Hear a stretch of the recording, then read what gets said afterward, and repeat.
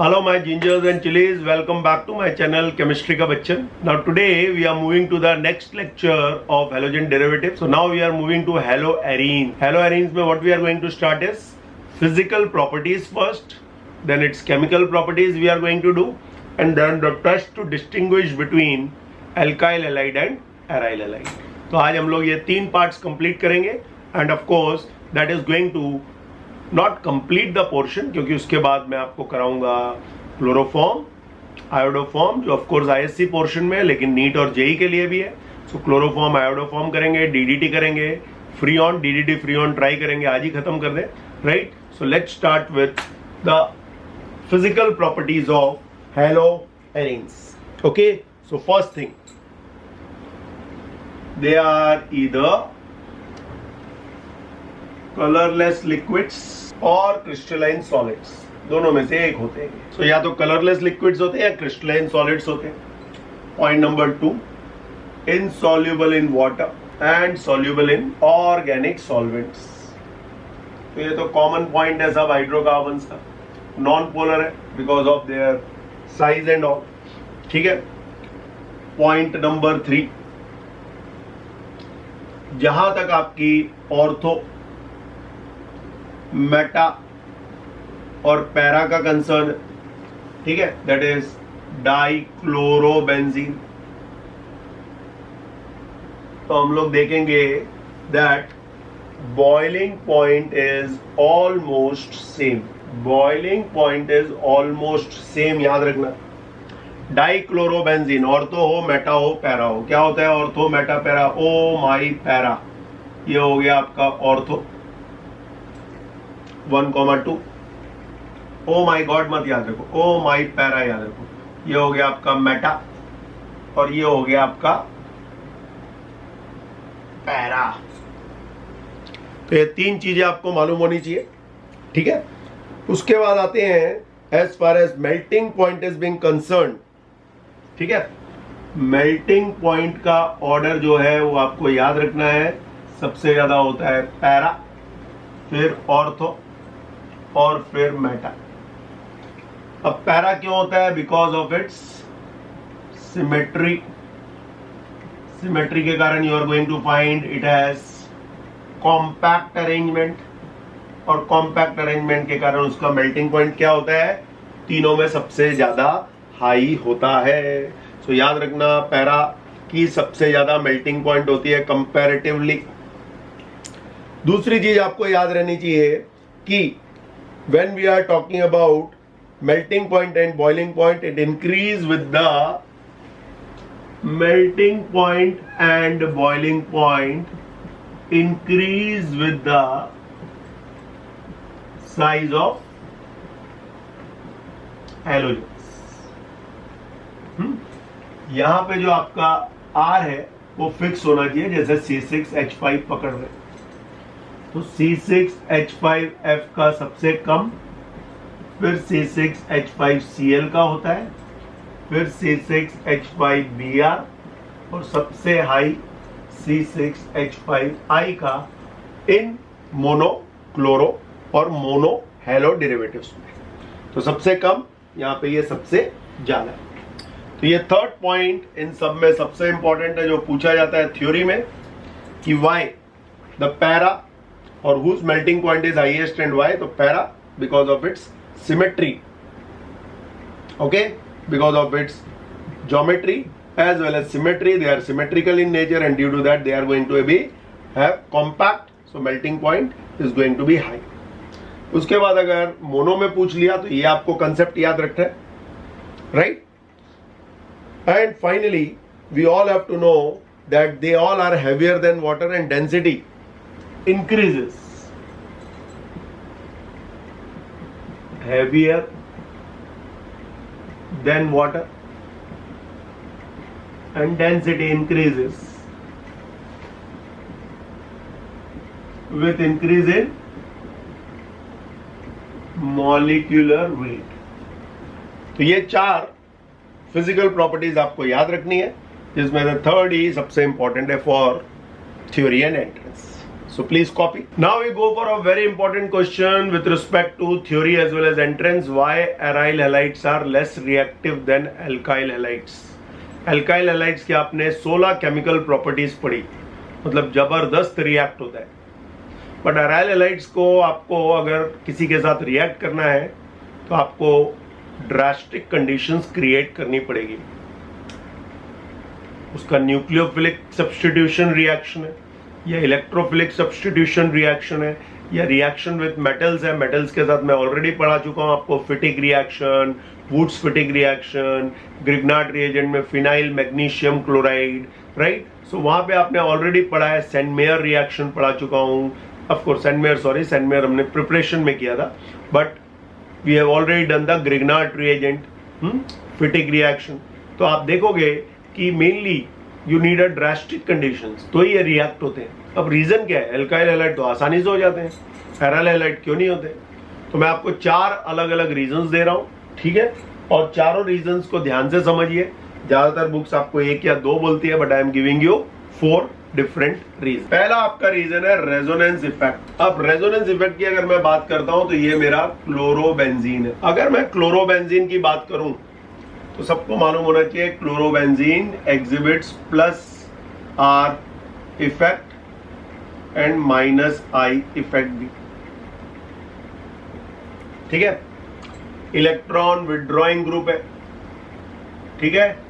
Due to that it is going to make the benzene ring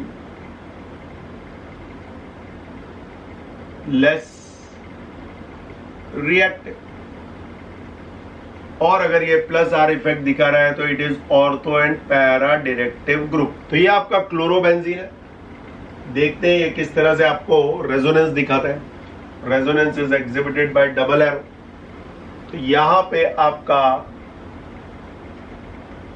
जो chlorine है it is going to show the partial double bond character, और electrons अंदर shift हो गए तो यहां पे माइनस चला गया. रेजोनेंस दिखाओ ऑल्टरनेट पे. उसके बाद आप वापस इस माइनस को शिफ्ट कर दो, it will go on to the para end. ये कंसेप्ट आना चाहिए आपको from the last chapter of benzene. यहां पे माइनस है तो एक छोड़ो, डबल बॉन्ड, रेजोनेंस दिखाना पड़ेगा. यहां पे double bond Cl and of course बाहर आपका क्या चला जाएगा? प्लस, क्योंकि उसके पास एक इलेक्ट्रॉन ज्यादा हो गया. प्लस आर है ना, तो प्लस आर में बाहर क्या होता है? बाहर is going to be plus sign. वापस यहां पे जाओ, यहां पे तो Cl प्लस ही रहेगा, ठीक है. अब ये माइनस किधर शिफ्ट हो गया? ऑर्थो की तरफ शिफ्ट हो गया. सिंगल, डबल, वापस यहां पे, यस, ठीक है. और फाइनली आपका ये क्या हो गया? फाइनली ये आपका हो गया यहां पे डबल बॉन्ड इस तरफ था, इस तरफ आपका डबल बॉन्ड ऐसे घूम गया. तो ये भी रेजोनेंस स्ट्रक्चर है. यस, सिंगल बॉन्ड है इस बार. तो ये आपके टोटल 5 रेजोनेटिंग स्ट्रक्चर्स बन गए, जिसमें से आप देख रहे हो ये second, third and fourth contributing structures या contribution structures, right. Exhibit partial double bond in CCl. दिख रहा है CCl में सबको पार्शियल डबल बॉन्ड दिखा रहा है. पार्शियल डबल बॉन्ड दिखाएगा तो क्या हो जाएगा?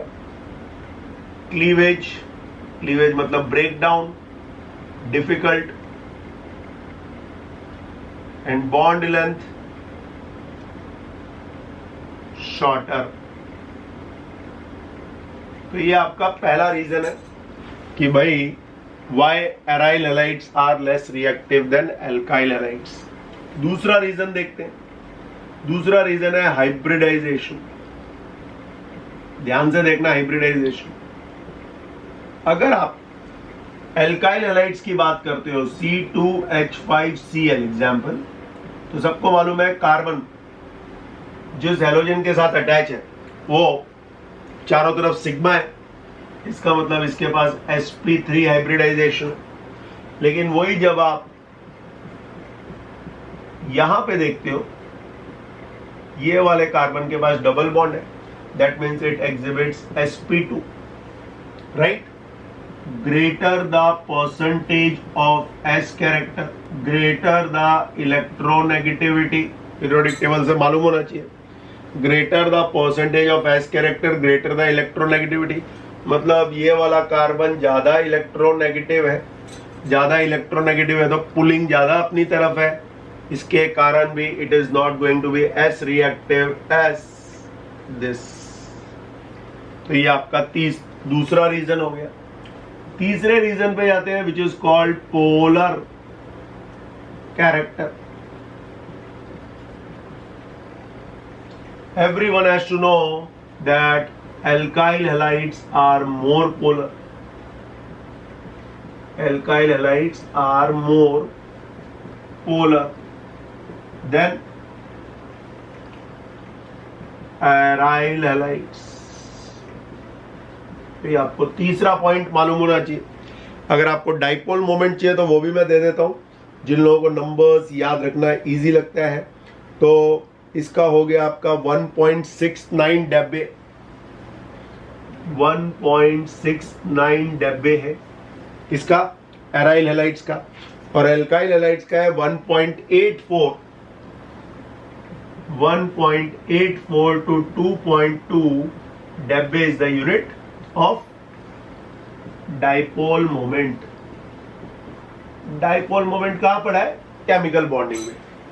तो ये तीसरा रीजन आप बोल सकते हो with respect to mainly the reactivity. और लास्ट है आपका इंस्टेबिलिटी ऑफ फिनाइल कैटायन। जब आपका ये वाला क्लोरोबेंजीन ब्रेक होता है C6H5+, वो पहली बात तो बनना ही डिफिकल्ट है, अंडरगोज आयोनाइजेशन। ये बन गया ऐसे, ये पॉसिबल ही नहीं हो पाता है because of it unstable nature and no resonance structure. तो ये 4 रीजंस हैं जिसके कारण aryl halides are less reactive than alkyl halides. पहला रीजन लिखना बहुत जरूरी है जब भी आप थ्योरी में लिख रहे हो। दूसरा, आप कोई भी लिख दो तो आपको आपके 2 मार्क्स मिल जाएंगे, but for entrance you have to know all the points very well. Polar character एक आपको नया दिया है मैंने, यहाँ पे एराइल हैलाइड्स का बहुत कम है, डाइपोल मोमेंट 1.69 डब्बे है, और वहां पे 1.84 to 2.2 डब्बे है। यहाँ पे इंस्टेबिलिटी ऑफ फिनाइल कैटायन, कोई चांस ही नहीं है उसका बनने का। आयोनाइजेशन होएगा तो भी reaction will not proceed in the forward direction, right, because यहाँ पे आपको रेजोनेंस स्ट्रक्चर्स मिलेंगे नहीं, और यहाँ पे आपने ऑलरेडी देखे हैं 5 रेजोनेंस स्ट्रक्चर्स मिल रहे हैं। So when we are talking about the 4 important points, चारों पॉइंट्स को मिला लो अपने खून के अंदर, that will help you a lot. तो आप सब इसको कॉपी कर सकते हो, स्क्रीनशॉट ले लो और लिख लो। Now we move to the chemical properties of aryl halides. ठीक है, तो ये 3 तरह की केमिकल प्रॉपर्टीज आपको दिखाते हैं। पहला हम लोग कर चुके हैं विथ मेटल्स, सो मेटल्स के साथ मैं आपको अब दिखाने नहीं वाला। ठीक है, मेरे chemical properties of alkyl halides में ऑलरेडी कर चुका हूं। सेकंड हम लोग देखेंगे इसका इलेक्ट्रोफिलिक सब्स्टिट्यूशन। यस, ये हम लोग करेंगे अभी। इलेक्ट्रोफिलिक सब्स्टिट्यूशन में क्या होता है भाई, ठीक है। और तीसरा हम लोग देखेंगे इसका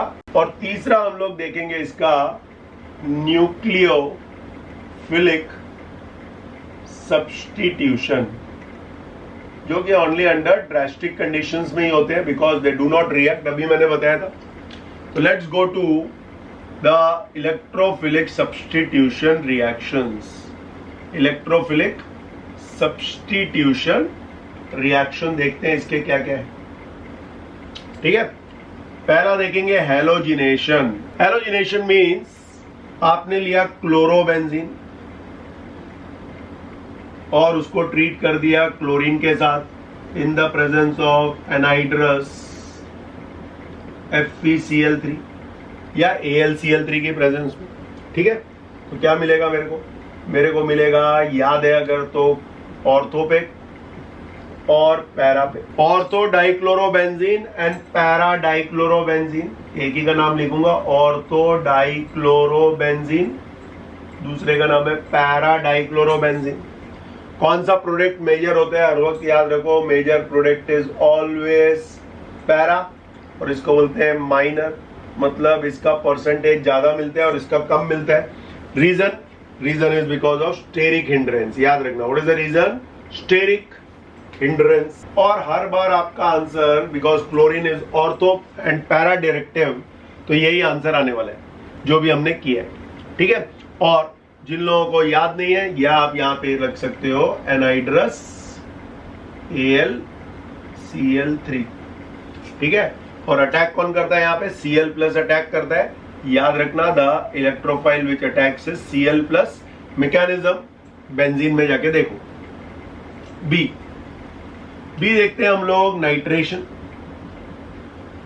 नाइट्रेशन में we all have to know कि वापस क्लोरोबेंजीन है and that is being attacked by HONO2, that means concentrated HNO3। ध्यान से देखो उसको, HNO3 है वो, in the presence of concentrated H2SO4, ठीक है। इन दोनों को बोलते हैं नाइट्रेटिंग मिक्सचर, अगर नहीं मालूम तो। ये NO2 ऑर्थो पे अटैक करेगा और NO2 पैरा पे अटैक करेगा और OH H के साथ निकल जाएगा। वापस अपना आंसर क्या हो गया भाई?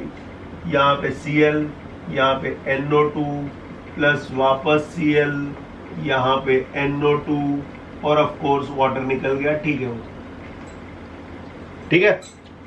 तो इसको हम लोग बोलेंगे 2 नाइट्रो क्लोरोबेंजीन, यस। तो दूसरा हो गया 4 नाइट्रो क्लोरोबेंजीन। तो ये हो गया आपका नाइट्रेशन। नाइट्रेशन आ गया तो तीसरा होता है सल्फोनेशन। सल्फोनेशन में क्या होएगा भाई? वापस आपका क्लोरोबेंजीन रिएक्ट होएगा, बट इस बार सल्फ्यूरिक एसिड के साथ कॉन्क। लिखते कैसे? ध्यान रखो, जैसे लिख रहा हूं उस पर बहुत ध्यान दो और थोड़ा हीटिंग कर सकते हो। क्या होएगा इस बार ये वाला पार्ट आपका ऑर्थो और पैरा पे अटैक करेगा। यहाँ पे Cl, यहाँ पे SO3H, वापस आपका क्लोरीन जिधर है उधर ही, और यहाँ चला गया आपका SO3H प्लस वाटर। इसको क्या बोलते हैं? इस बार this is having higher priority, तो नाम हो जाएगा 2 क्लोरो बेंजीन सल्फोनिक एसिड। मैं BSA ही लिखता हूं, BSA का फुल फॉर्म यहां लिख रहा हूं, बट जब भी मैं मेरे बोर्ड पे BSA लिख रहा हूं आज के बाद, याद रखो बेंजीन सल्फोनिक एसिड है वो। ये रिएक्शंस हर चैप्टर में रिपीट होने वाले हैं, तो अभी से याद कर लो। पहला, हर वक्त जब भी एरोमेटिक आएगा तो हेलोजिनेशन होता है, दूसरा नाइट्रेशन होता है, तीसरा सल्फोनेशन होता है, और चौथा फ्रीडेल क्राफ्ट एल्काइलेशन और एसाइलेशन होता है। अगर आप ये याद नहीं रख पाओगे तो हर चैप्टर में स्ट्रगल करोगे। ऑर्थो एंड पैरा कब होता है? When it is plus R, और जब भी माइनस R होएगा तो कहां पे अटैक करेगा? मेटा पे अटैक करेगा। ऑर्थो और पैरा पे मेजर प्रोडक्ट कौन है? Para is the major product everywhere. अगर पूछा तो, रीजन पूछा तो, बिकॉज ऑर्थो इज हैविंग और एग्जिबिट्स स्टेरिक हिंड्रेंस, ठीक है। और याद रखो आपको ये जो कंसेप्ट्स हैं वो 11th से आने चाहिए। कौन सा? कहां पे आपका इलेक्ट्रोफाइल है। यहाँ पे इलेक्ट्रोफाइल कौन है? NO2 plus. यहाँ पे इलेक्ट्रोफाइल कौन है? SO3। ये सब याद रहने चाहिए, राइट? 11th क्लास का है वो सब। So please copy down. Now let's go to D part, Friedel Crafts alkylation देखते हैं। फ्रीडेल क्राफ्ट एल्काइलेशन में क्या होएगा भाई? याद करो, अगर 11th किया हुआ है तो। ये आपका हो गया क्लोरोबेंजीन, और इसको हमने ट्रीट कर दिया विथ मिथाइल क्लोराइड, ठीक है, in the presence of anhydrous AlCl3। वापस क्या होने वाला है? ऑर्थो पे जाएगा CH3 और पैरा पे जाएगा CH3। तो आपको 2 प्रोडक्ट्स वापस मिल गए। ये हो गया यहाँ पे CH3, यहाँ पे हो गया CH3, एंड प्लस 2HCl। इस बार ये नाम लिख देते हैं ऑर्थो मेटा पैरा या 4-क्लोरोटोल्यूम। मेजर प्रोडक्ट अब आपको मालूम पड़ गया who is the major product, para वाला। और इसी का पार्ट आप कर सकते हो ई, which is called Friedel Crafts acylation. Acylation में कौन सा ग्रुप लगता है, CH3CO+। तो ये आपका हो गया वापस क्लोरोबेंजीन, और इस बार अटैक किया एसाइल क्लोराइड ने। ठीक है, एसिटिक एनाइड्राइड भी कर सकती है, बट अभी मैं एसाइल क्लोराइड ही लूंगा, दोनों नहीं लेगा। तो यहाँ पे वापस एनाइड्रस AlCl3 की प्रेजेंस में हुआ। क्या होएगा भाई, Cl is going to take up hydrogen from ortho and para, और COCH3 एसाइल ग्रुप, एसाइलियम बोलते हैं, वो जाके लग जाएगा इधर पे, और ये क्या, पैरा पे। आई थिंक बहुत इजी पार्ट है, खाली आपको कंसेप्ट समझ में आना चाहिए। रट्टा मारते रहोगे तो 2 दिन में भूल जाओगे। अब इसका नाम क्या हो गया, 2-क्लोरो एसिटोफिनॉन बोलते हैं, अगर याद है। नहीं याद है तो याद रखना पड़ेगा भाई।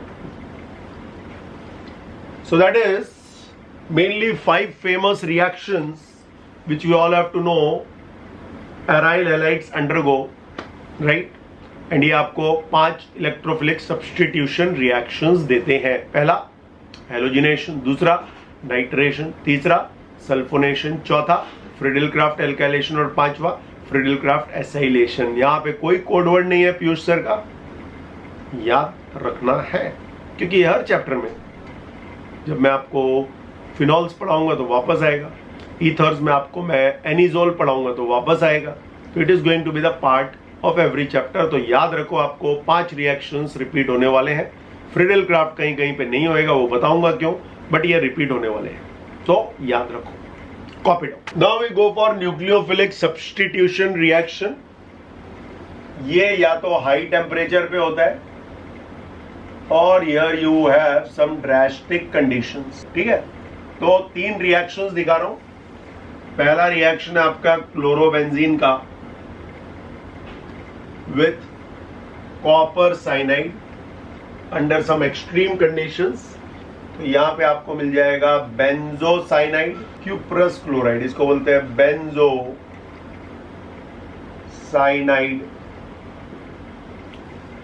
तो ये पहला रिएक्शन है with copper cyanide. 475 to 525 kelvin के टेम्परेचर पे होता है। तो मैंने बोला कंडीशन यहां पे आपको याद रखनी पड़ेगी। And pyridine act as the solvent। Second reaction देखते हैं। Second reaction is again of chlorobenzene with ammonia and CU2O की प्रेजेंस में। वापस कंडीशंस रहेंगी। What you are going to get, it is first product is aniline.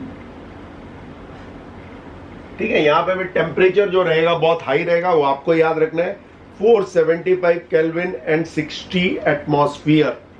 तो 475 kelvin ऊपर से याद रखो, एंड 60 एटमॉस्फेयर प्रेशर भी रहेगा, और यहां का भी आपका बाई प्रोडक्ट सेम है, CuCl।